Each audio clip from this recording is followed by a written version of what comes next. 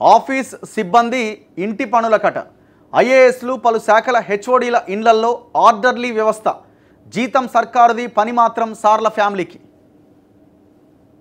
అంటే జనం ట్యాక్సులు కడితే ఆ జీతం తీసుకుంటా వాళ్ళ జీతం తీసుకుంటున్నారు, వాళ్ళ కుటుంబాలు గడుస్తున్నాయి. మళ్ళీ పైగా అందులో పనిచేసే సిబ్బంది ఉంటారు కదా, కూరగాయలు తీసుకురా, ఆడ గార్డెన్ కట్ చేయి. ఈ హోంగార్డులు కానిస్టేబుల్తో పాపం కింది స్థాయి ఉద్యోగులతో ఏం పని చేయిస్తారు? మీరు ఒక్కొక్క ఐపీఎస్ ఇంటికి పోండి, అర్థమే కాదు అసలు. ఒక 30 మంది ఉంటారు ఆడ. ఎందుకున్నారు ఈడ అంటే దేనికో, ఇంట్లో పనికే. ఇంట్లో పనులు చేయించుకోవాలా, చెప్పులు మోయాలా, ఇట్లాంటి పనులు. ఒక్కో అధికారి ఇంట్లో సగటున 10 మంది ఉన్నారట. అంతా అవుట్సోర్సింగ్ సిబ్బంది. వారితో house keeping, vehicle cleaning, gardening, pet caring పనులట. అంటే వాళ్ళ ఇంట్లో ఉన్న కుక్కలో పిల్లులో ఉంటాయి కదా, వాటిని చూసుకోవాలి, వాటిని కడగాలి, తుడసాలి, అన్నీ చేయాలి. జీతం ఎవరిది? ప్రజలది. పెద్ద సార్లకు ఎదురు చెప్పలేకపోతున్న స్టాఫ్ ఉద్యోగంలోంచి తొలగిస్తారనే భయం. ఫోకస్ పెట్టిన ప్రభుత్వం, లెక్కలపై సీఎంఓ ఆరా. సెక్రటేరియట్లో ఒక ప్రిన్సిపల్ సెక్రటరీ హోదాలో విధులు నిర్వహిస్తున్న ఒక ఐఏఎస్ అధికారి ఇంటి వద్ద ఏకంగా 10 మంది అవుట్సోర్సింగ్ ఎంప్లాయీస్ పనిచేస్తున్నారట.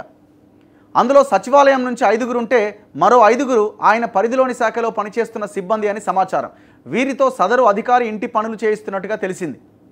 ఎన్నికల సంఘంలో పనిచేస్తున్న ఒక ఐఏఎస్ ఇంటి వద్ద సైతం సుమారు 10 మంది అవుట్సోర్సింగ్ ఎంప్లాయీస్ పనిచేస్తున్నారట.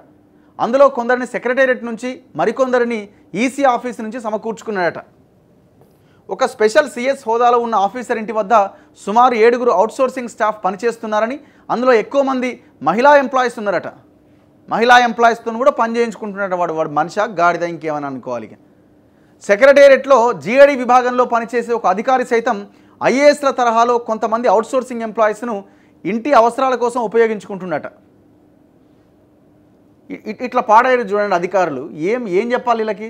ఏం చేస్తారు? ఇగో గార్డెనింగ్ చేయాలా, కారు దుడవాలి, ఇంట్లో బండలు దుడసాలి, బాత్రూమ్లు కడగాలి, లేకపోతే వాళ్ళ పిల్లలు స్కూల్కి పోతే ఆ పిల్లలను స్కూల్ దగ్గర దించాలి, తీసుకురావాలి, స్కూలో కాలేజో. ఇది వాళ్ళు చేసే పని. కూరగాయలు తేవాలి, వంట చేయాలి, అవసరమైతే వంట వస్తే. ఇంత ఘోరంగా ఏ రకంగా వ్యవస్థను వాడుతున్నారో చూడండి. జీతం అంతా ఎవరిది? జనాంది.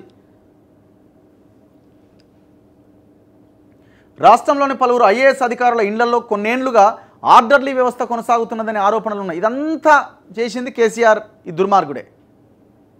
కేసీఆర్, ఈ బ్యాచ్ అంతా, ఈ ఐఏఎస్ వీళ్ళంతా వీళ్ళ చుట్టూ తిరిగేటోళ్ళే కదా. ఇవాళ ఒక్కొక్క ఐఏఎస్ ఆఫీసరు 100 కోట్ల రూపాయలు సంపాదించిన ఐఏఎస్ అధికారులు ఉన్నారు. పాపం కొంతమంది నిజాయితీగా పనిచేసే వాళ్ళు కూడా ఉన్నారు. ఇంకా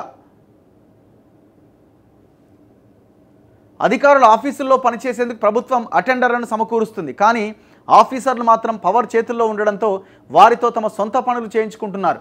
ఒకరితోనో ఇద్దరితోనో కాదు, ఏకంగా 10 మంది సిబ్బందితో ఇంటి పనులు చేయించుకుంటున్నట్లు అధికారుల మధ్య చర్చ జరుగుతున్నది. చర్చ అక్కర్లేదండి. ఏ ఐఏఎస్ ఆఫీసర్, ఐపీఎస్ ఆఫీసర్ ఇంటికి పోయినా 10-15 మంది కనిపిస్తారు.